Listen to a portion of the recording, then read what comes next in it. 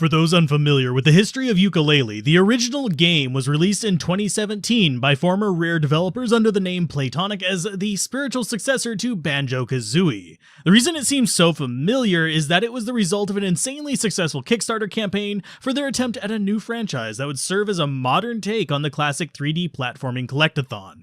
Impossible Lair takes those principles and takes them back even further into the nostalgia, placing them in mostly two-dimensional worlds. Like the original, Impossible Lair wears its influences on its sleeves. In this case, an older and still extremely popular Rare title, Donkey Kong Country, though substituting the bananas for feathers and bells for barrels, among other things of course, to keep it in the Yooka-Laylee flavor.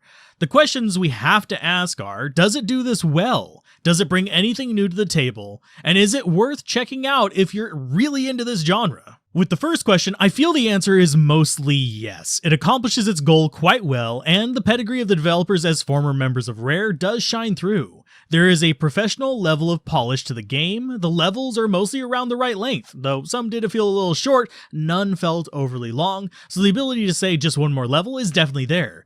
That said, the usual cheesy dialogue, overly wacky characters, and bad puns, even by my standards, are still alive and well, so whether you prefer that or not is very much a personal choice. For me, it's something I can only take in moderate doses, but I also know plenty of people who live for the stuff or outright hate it, so do remember, it's cheesy going in, and if you don't like it, you won't like this. If you love it, you will love this. As far as whether it brings anything new to the table, not really. It is very much more of the same, albeit with more modern graphics, some quality of life perks, and an interesting method of introducing new chapter physics by altering old levels by actually doing things like freezing them in ice.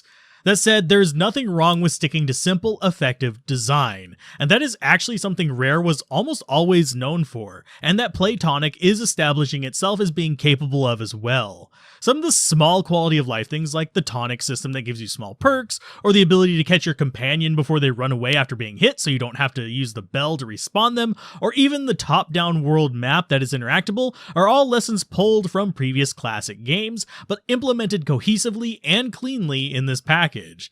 So if you're expecting something different from the standard platforming, swimming, spikes, ice levels, etc., you're going to be mildly disappointed, but if what you're looking for is something classic feeling and that will scratch that itch and do it on a modern platform, this might actually be the one for you. An interesting twist the game does, though, that sets it apart from a lot of games in this subgenre of platforming, is that it actually starts you out in the final level, and all the other levels you do are simply to make that starting level easier.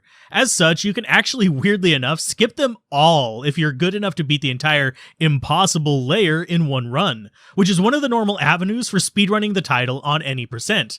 Though by doing so, you end up skipping out a bit of the story, which yes, there is one, albeit about on par with the earlier mentioned Donkey Kong Country, so it's not award-winning, but it does at least provide a motive and progression to the game that you would otherwise miss. As far as the last question, is it worth checking out? That's a bit of a tough one, unfortunately, since while it does its task quite well, and does have a decent number of levels to explore, it is still more of the same to scratch an old itch. As it stands, unless this is a genre you're exceptionally passionate about and you don't have any other really options that you're looking at, I would probably wait for a sale, since without one it's about $30, but it does regularly drop to less than $10, or if you're really patient, wait for it to re-enter the free cycle on Epic Games if you're on PC, since there is a lot of competition new and old, and this is still mostly more of the same for the genre, just with a lot more polish.